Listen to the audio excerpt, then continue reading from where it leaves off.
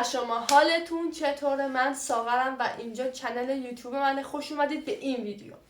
امروز قراره یه مدل موی به اصطلاح اسکاجی کار کنیم. یعنی چی؟ ببینید مثال عینی بزنم براتون که دیده باشید. مثل مدل موی آفریقایی ها، آقایونشون، اونایی که موهاشون کوتاه تر میزنن، اونایی که بلنده که خب شاید گیس کرده باشن. خلاصه قراره اونو کار کنیم.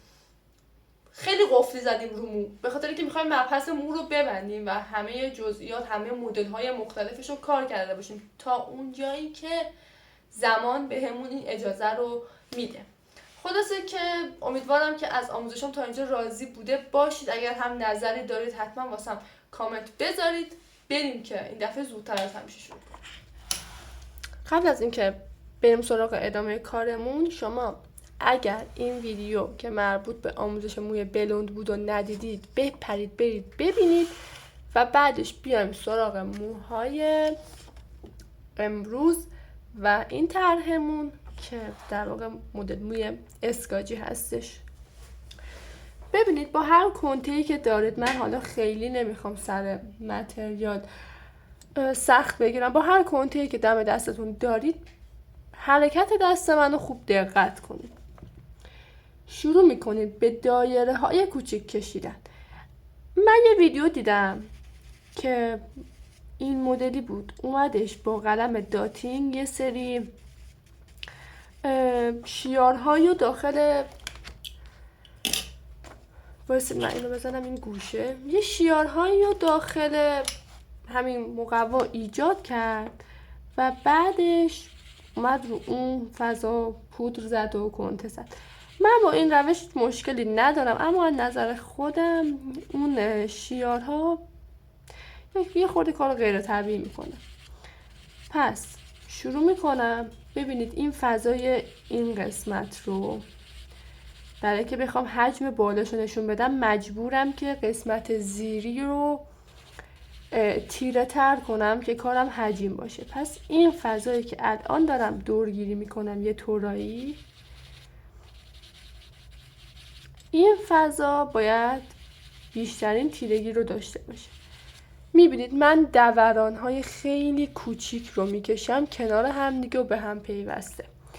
خب تقریبا تا این قسمت و قسمت بعدی هم که باید تیرشه میشه فضای پشت گوشش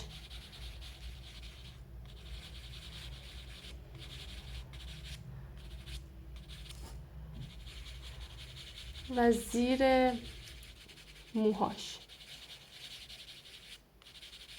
سعی کنید خیلی حالت دورگیری نداشته باشه، یه خورده از اون فضا، از اون مرزی که مشخص کردید رد بشه. خب تا اینجا یه خورده من نوک کنتمو تیز کنم، دوباره میام.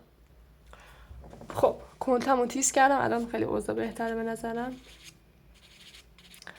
اگر هم واسهتون سواله که از چه کنته‌ای دارم استفاده میکنم، فابر کاستل هستش، اینجا مشخصه و سافت. این اسه که اینجا نوشته سافته. اوکی. خب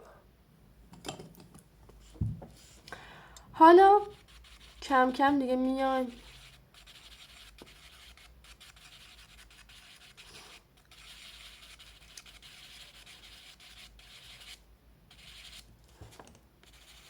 قسمت های بالاتر رو هم. خب همطور کم کم میایید قسمت های بالاتر رو هم تیره میکنید. ببینید حالت دستتون خیلی مهمه، اینجا فشار دستتون مهمه. الان مثلا ببینید این قسمت رو که من زیر رو دارم تیره تر میکنم، قسمت بالاترش رو هم یکم تیره میکنم. یعنی هر از چند گاهی باید شما دقت کنید به طرحتون که کجاها یه سری فضاهای تیره رو داره. اون فضاهای تیره رو باید مشخص کنید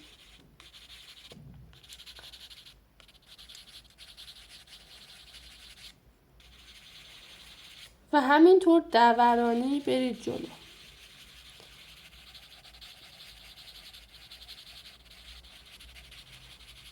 همین الان حتی بدون اینکه من بخوام پاکن بزنم یا محو کنم این خطوطی که گذاشتم، کارم داره کم کم این نما رو میگیره.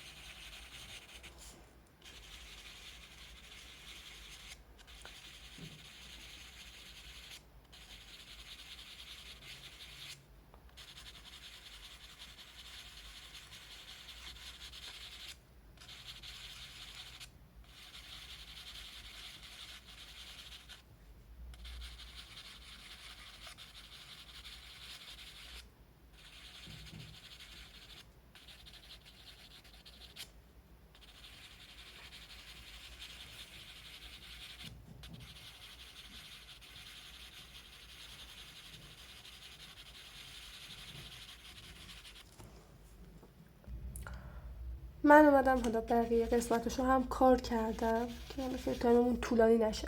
و شما دقت کنید که کل این مسیر رو به همین صورت یه قسمت تیره یه قسمت روشن کار میکنید. حالا باید بیاین با یه قلموی زبر شروع کنید این خطوطی که گذاشتید رو محو کردن. باز به همون شکل دورانی با فشار دست پایین این خطا رو محو میکنید. حواستون باشه جاهایی که تیره هست رو تیره بذارید و اون قسمت های روشن رو دیگه سایه نزنید. این روشنایی ها بمونن سر جای خودشون. سری از اون ناحیه بگذرید چون وگرنه اون قسمت ها هم تیره میشن، کارتون خراب میشه. یعنی انگار نه انگار که شما اومدید این فضا رو تیره کردید.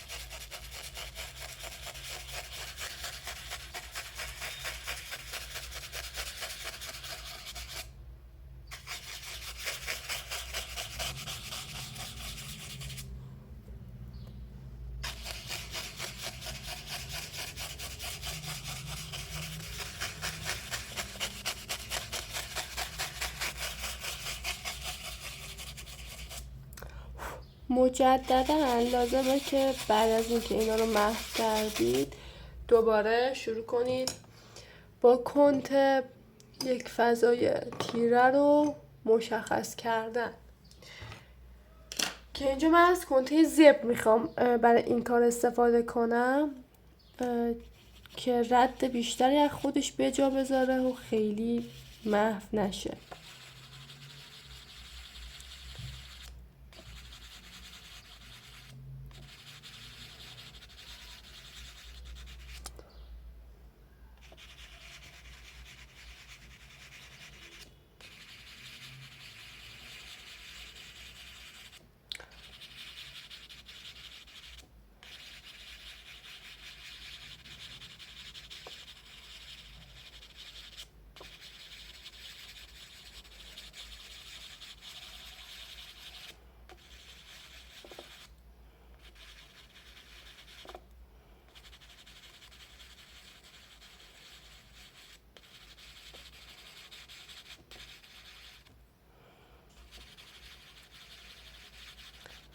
یعنی کل مسیر شما باید همین حالت دورانی های ریز کنار همدیگر رو رعایت کنید و با حوصله بیایید طرحتون رو بکشید.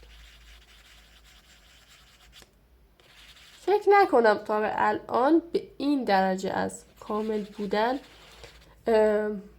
توی مباحث مو رسیده باشه کانالی، چون که من واقعا تمام تمرکزم رو، حالا نمیدونم چطور شد، اما تمام تمرکزم رو گذاشتم روی مو و مدل‌های مختلف. کار شده براتون، آماده هست، میتونید داخل کانال نگاه کنید، ازش استفاده کنید. حتی توی مباحث آموزش هایی که شما باید بابتش یه مبلغی پرداخت کنید، در این حد مدل های متفاوت مو کار نمیشه. خب دیدید اگه از کنته هارد استفاده کنید اینجا باعث میشه که یه خورده اون بافتی که گذاشتید حفظ بشه و بعد از محو کردن ما کل کار رو از دست ندیم. الان مثلا تو قسمت هایی که روشن خیلی نگرانی نداشته باشید، ما اون فضا رو میایم کم کم با فشار دست پایین اول یه لایه تیر اضافه میکنیم، بعدش حالا میریم سراغ آخرین مرحله که پاک کن باید بزنیم به کارمون. خب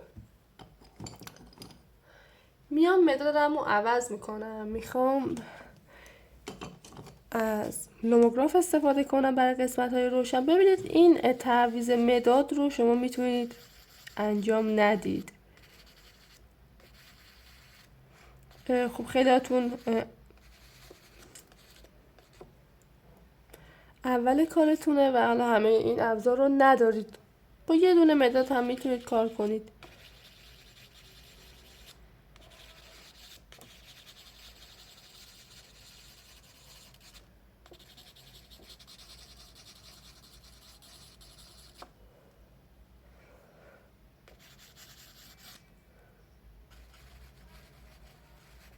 بیشتر این قسمت های بالا که یه خورده بی‌نظمی داره رو میخوام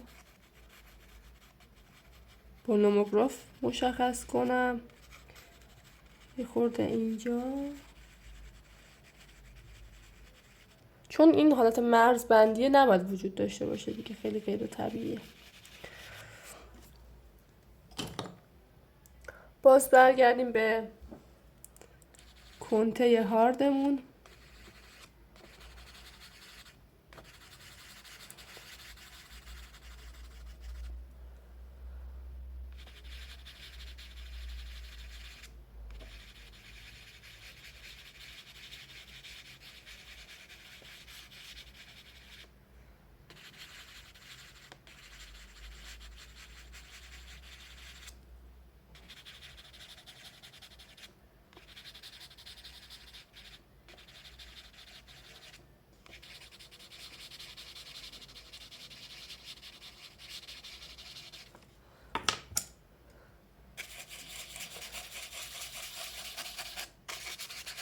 تکرار این مراحل خیلی مهمه.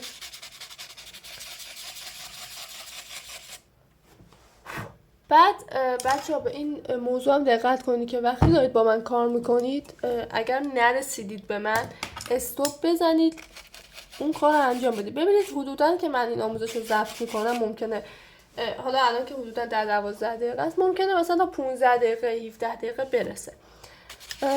وقتی من 15 دقیقه اینو کار میکنم، شما حدوداً نیم ساعت وقت بذارید براش، کارو میتونید جمعش کنید. پس نیم ساعت خیلی تایم کمی توی اون 12 ساعتی که حالا شما میخواید روزتون رو ادامه بدید.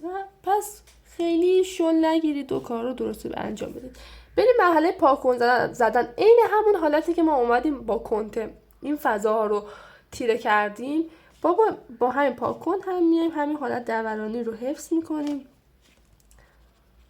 و یه سری نور روشن به کارمون اضافه میکنیم.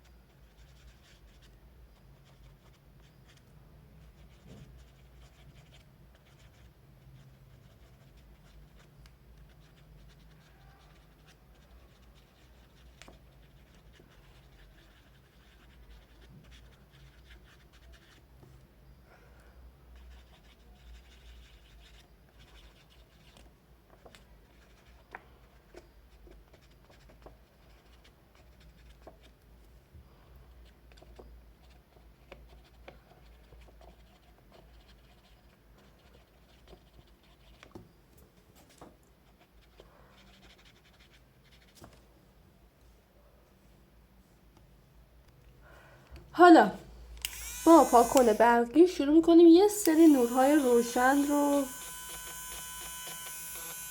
به کارمون اضافه کردن به این حالت.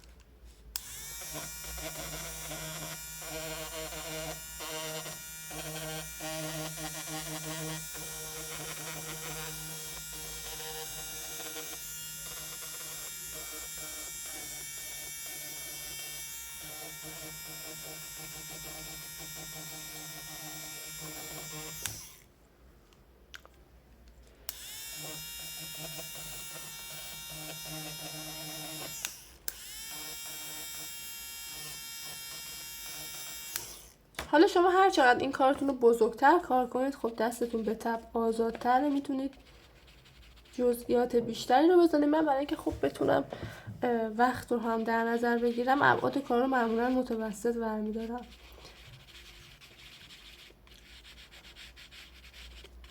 خلاصه که کل کارتون قرار همین باشه و دیدید که چیز سختی نیست، قرار نیستش کار عجیب غریبی انجام بدید. همون حرکات دایره‌ای دقیقاً عکس مدل موی ببینید این بالاییه. شما توی این مدل مو همه خطاتون رو صاف میکشید. حالا اگه مدل موهاتون فر باشه خب اونا همه به فر و حالتدار و موجدار میشن. وقتی مدل موهاتون به این حالته پس تمام مراحل کارتون عوض میشه. دوباره باید تمام کار رو به این حالت گرد کنار همدیگه دورانی بکشید. لابلای اون خطای روشن دوباره یه سری تیرگی میذاریم. ببینید بچه ها این لایه کار کردن خیلی واسه ما مهمه، پس ساده ازش رد نشید. باور کنید چندین بار دیگه میشه روی این موضوع کار کرد. اما دیگه تایم ویدیو رو من دیگه نمیخوام نزدیک نیم ساعت طول بکشه، چون ویدیوهای قبلی تایماشون معمولا بالاست.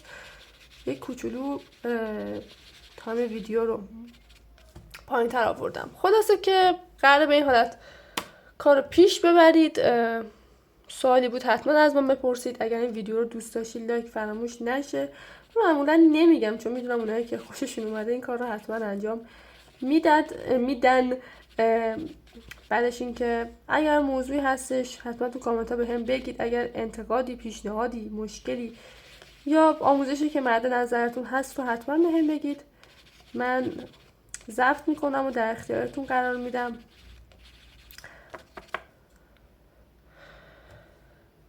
خسته هم نباشید. به امید دیدار مجدد.